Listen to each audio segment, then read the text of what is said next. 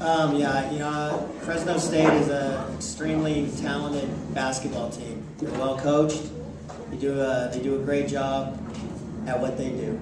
And, unfortunately, I don't feel like we came out and stuck to our game plan and played nowhere near what we're capable of doing. With that being said, all of the credit, absolutely take no credit away from Fresno State. They're talented, and I think they'll go a couple rounds deep in the NCAA tournament if they get the right draw. That being said, a great team like that certainly doesn't need the help of the officials.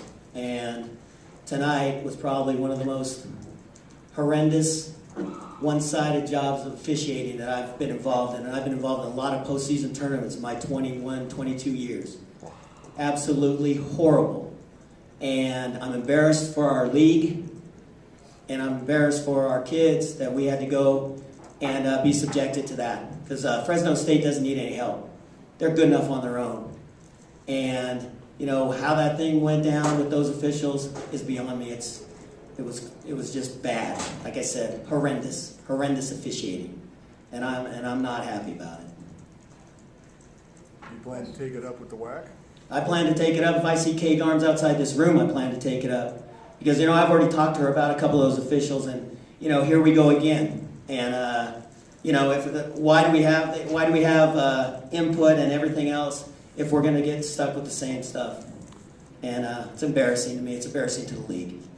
Was there a particular play that? Well, which one you want to pick out? The one where they throw the ball out of bounds, and the one guy needs help, and so he asks the other guy for help, so he gives the ball to us, and then the official that's standing in front of me where I'm standing comes over there and changes the call?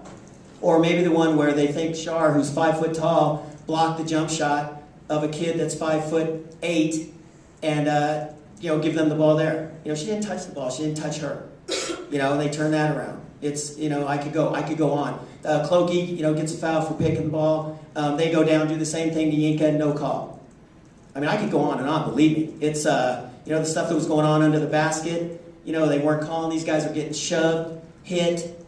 Shayna's charged. The girl was right in front of me. The girl was falling down before Shayna even got to her, and that would have cut the game to 8. It was ridiculous. Believe me, like I said, I could go on and on. But yeah, if you need more examples, I can give you some more examples. And that's just off the top of my head.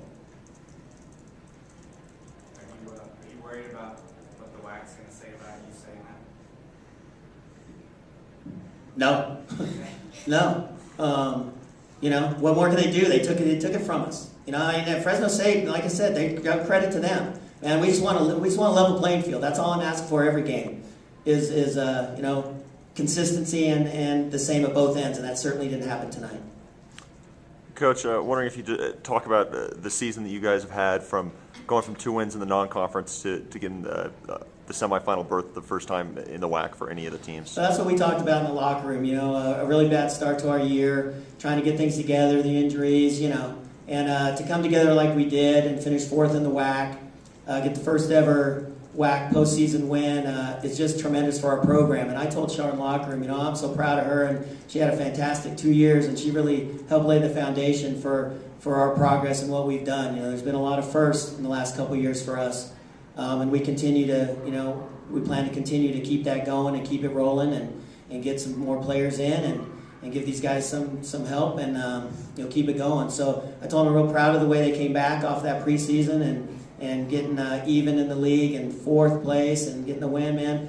It shows a lot of heart, a lot of desire, and I'm proud of them for that. But we're a far from finished product, and we got to continue to work hard in the off season now, and better things will come for us. Yinka, talk about a tough loss, but does this make you a little more eager and fired up for next season? I know. Does it make us more eager? Is what you said? Yeah. Oh, of course. I think although we lost it,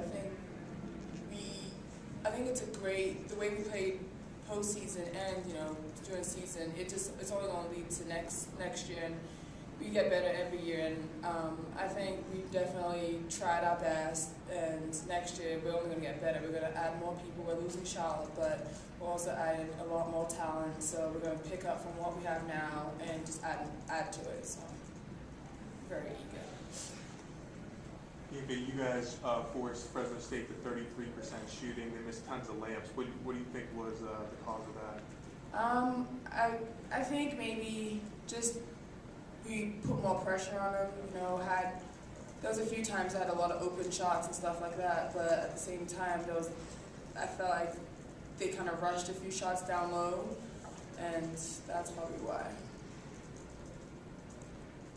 Shar, could you talk about what Coach Newlee was talking about in terms of leading this program back to respectability?